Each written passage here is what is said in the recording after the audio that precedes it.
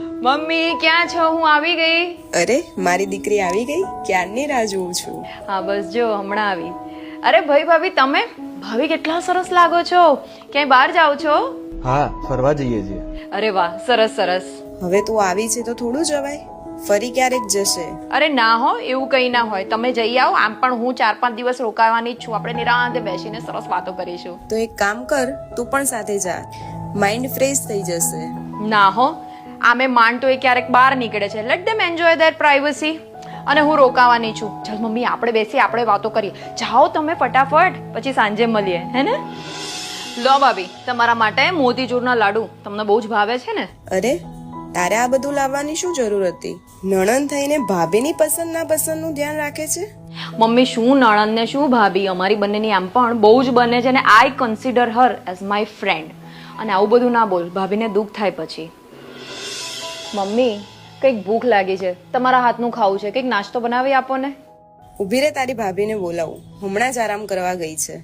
Mummy એમને આરામ કરવા દો ને. એક કામ કરો, ચલો હું જ બનાવી લઉં છું. આપણા બંને માટે બનાવું. તું બેસ, આવશે તારી ભાભી. તું 4-5 દિવસ આવી છે તો એટલું ના સાચવે તને? એક વાત કહું મમ્મી, તું મારી ક્યુટ મમ્મીમાંથી છે ને ટોક્સિક સાસુ બનતી જાય છે.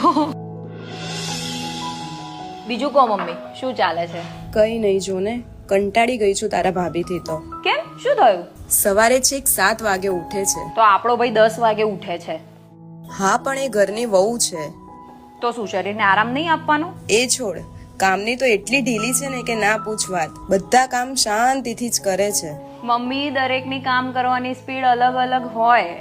અરે મોબાઈલમાં બેસી રહે છે ઘણી વાર. મમ્મી ઘણી વાર આપણી સાથે એવું નથી થતું કે આપણે મોબાઈલ લઈને બેઠા હોય વિડીયોઝ જોવા માટે તો ક્યાંય ટાઈમ જતો રહે ખબર જ નથી પડતી. તને તો એ જ સારી લાગે છે અને હું ખરાબ. એવું નથી મમ્મી, જો સાંભળ, દરેકમાં નેગેટિવ અને પોઝિટિવ બંને પોઈન્ટ્સ હોય છે, પરંતુ તું નેગેટિવ પોઈન્ટ્સ પર વધારે ફોકસ કરે છે.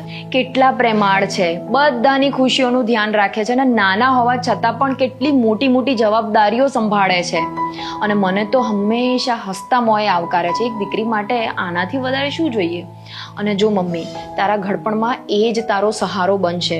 જો તું સારી રીતે સંબંધ કેળવીશ તો સારું ચાલશે, અને અત્યારથી કડવાહટ નાખીશ તો આમ તો નહીં ચાલે. એ પણ બીજાના ઘરની દીકરી છે, પોતાનું ઘર છોડીને અહીંયા આવી છે, તો એ હિસાબથી તો એને વધારે લવ એન્ડ કેરની જરૂરત છે, નહીં કે ટોન્ટ્સ અને ઇન્સલ્ટ.